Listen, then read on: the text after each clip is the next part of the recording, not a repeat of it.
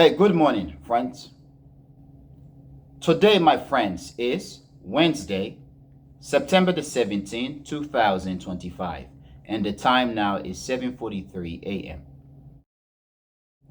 So, friends, I want to talk about Brazil, and I want to talk about Jair Bolsonaro, the former president of Brazil. And I want to talk specifically about the fact that last week Thursday, he was sentenced to more than 27 years in prison. The former president of Brazil, Jair Bolsonaro, was sentenced to 27 years and 3 months in prison. So in 2022, Jair Bolsonaro lost an election, a general election, to the current president, Lula da Silva.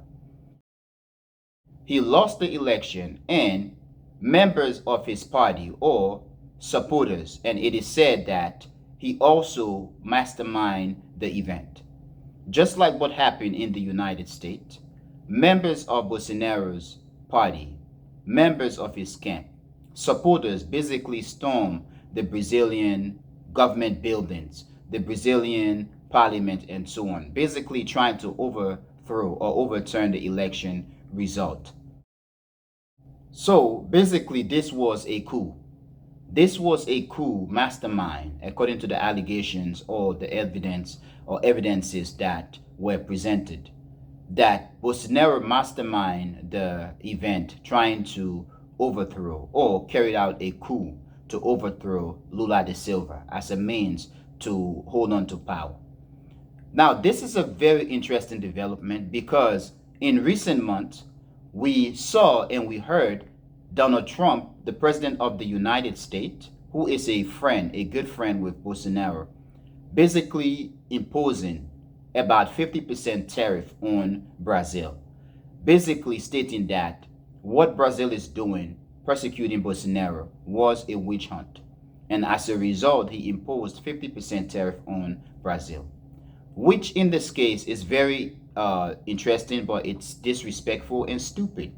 Because one thing, as many prominent observers and scholars on international relations, governments, diplomacy, and so on, and on various fields, in various fields of academia, development, social, and political issues, as they have said and continue to say, what Donald Trump did and the result coming out of Brazil is an evidence that the United States does have limits in terms of its ability to impose its will on other country or countries. This is interesting. It is also shown that Brazil is a bigger country. It may not be as powerful as the United States, but it is a bigger country, and it is what this is saying is that as much as the United States could have been able to impose its will on weaker countries in Africa, in sub-Saharan Africa, in Latin America, in Asia, in the Middle East, that the United States under Donald Trump, especially, is not going to be able to. It does have limits in terms of its ability and willingness to impose its will on Brazil or on countries such as Brazil. And there are many who are stressing to the fact that, and I also do believe that because of Donald Trump going at Brazil, criticizing Brazil, imposing 50% tariff on Brazil because of what happened in Brazil, and the Brazilian government or justice system basically going at Bolsonaro for Bolsonaro's coup against the Brazilian government. Because Donald Trump going at Brazil, attacking Brazil, that this event and the court and the justice system going after Bolsonaro could have won the support of many Brazilians who saw what Donald Trump is doing as an attack on their system, their country, their democracy.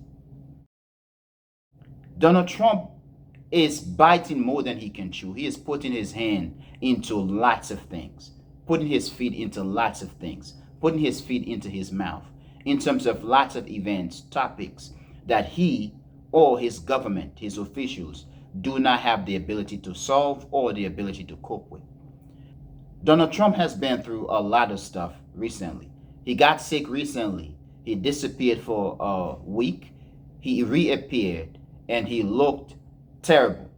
The allegations that he had had many strokes, series of strokes, basically was confirmed because of how he looked when he reappeared and the supposed symptoms of strokes or mini strokes.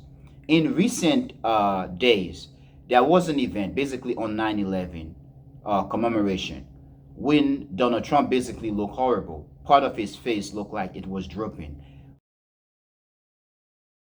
One side of his mouth was drooping, and he looked terrible, which to many does confirm the allegation that he has had stroke.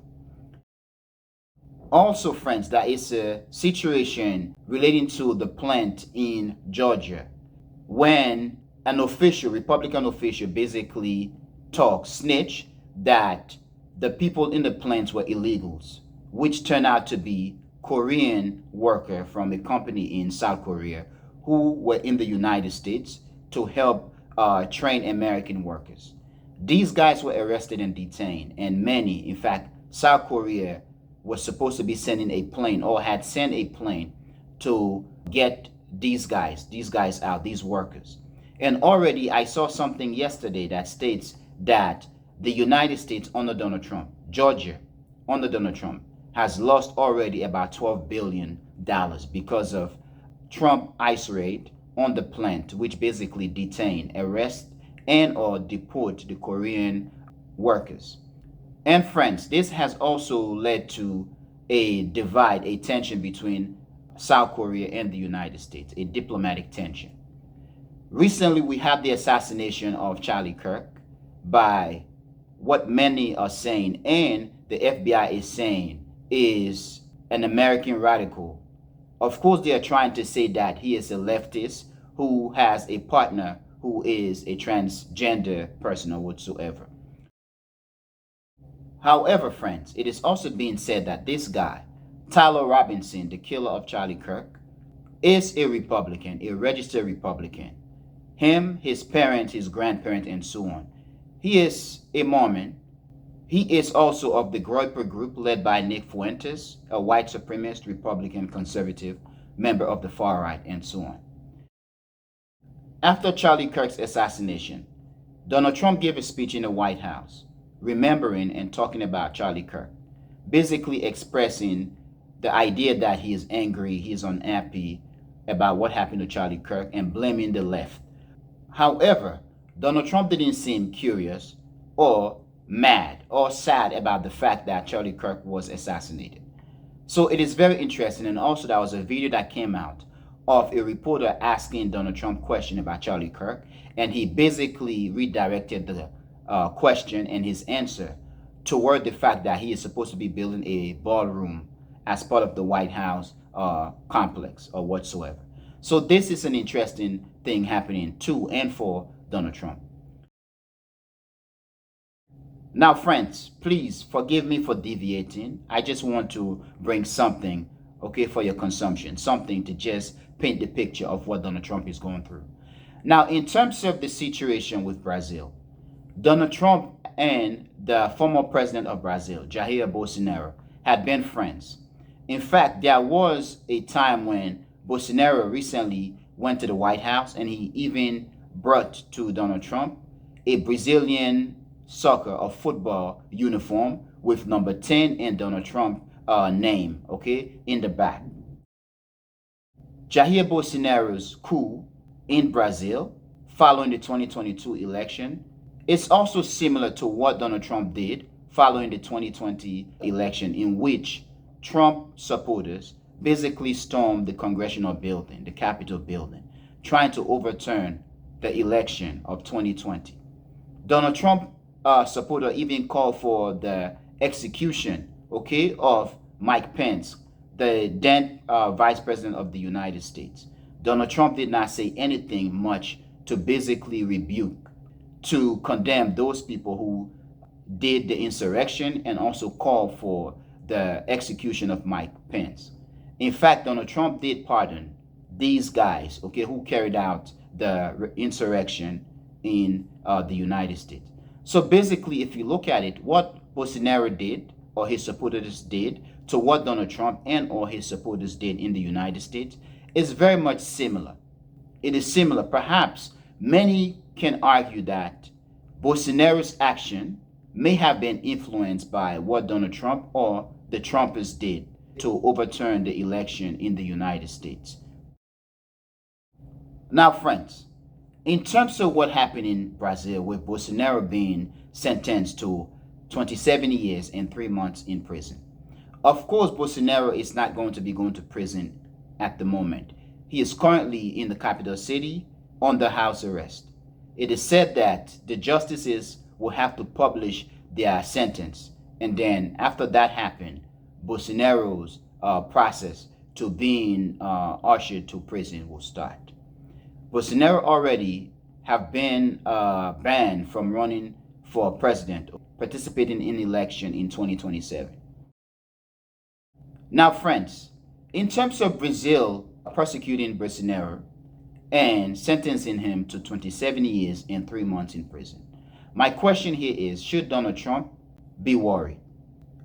This, my friends, is because what goes around comes around. However, friends, my answer to that is no, Donald Trump should not be worried. This is because in the United States, the system is different. Perhaps in the United States, what we have is absolute presidency or an absolute president. Donald Trump does control the White House, the Senate, and the House. And he has in these chambers Democrats who are weak or afraid to do anything, and Republicans who are totally, completely on the Trump bandwagon. And to them, they are at war with the liberals, with the left, with Democrats, and so on. And they're going to do whatever Donald Trump wants them to do. They are going to support Donald Trump all the way. They are going to defend him. They are not going to uphold the rule of law. So Donald Trump and the American president, they do have a better chance of getting away with their crime or whatever things they may have been involved in, especially since they do have loyalists in their camps in the government. Now, friends, in terms of the sentencing of Bolsonaro, 27 years and 3 months in prison, it may not happen in the United States. The United States may not copy that because the United States presidents are very much strong enough. And also, the United States government is radical enough to not care about the rule of law. The U.S. government and leaders or leadership only talk about the rule of laws when it pertains to weaker and powerful country or countries to prosecute these countries in their leadership. However, what Brazil is doing or what Brazil have done is a precedent. Brazil has set a precedent which I believe countries around the world will copy. In previous year, we saw what happened in South Korea with their president who was prosecuted for his wrongdoing. Leaders around the world are prosecuted for their wrongdoing and sentenced according to their laws. Perhaps we can argue, friends, I believe that democracy, the rule of law, could be stronger and could be working in other countries outside of the West, the conceptual West, compared to what is happening in the West and in the United States. I may be wrong, I may be right, but I hope to hear what you think. Now, friends, please tell me what you think, and I really want to know what you think. But friends, I am going to end here. I want to thank you for being a member of the Echoing Voice community, my friends. But most especially and most importantly, friends, I want to thank you a lot for watching the Echoing Voice. Peace, my friends. Peace.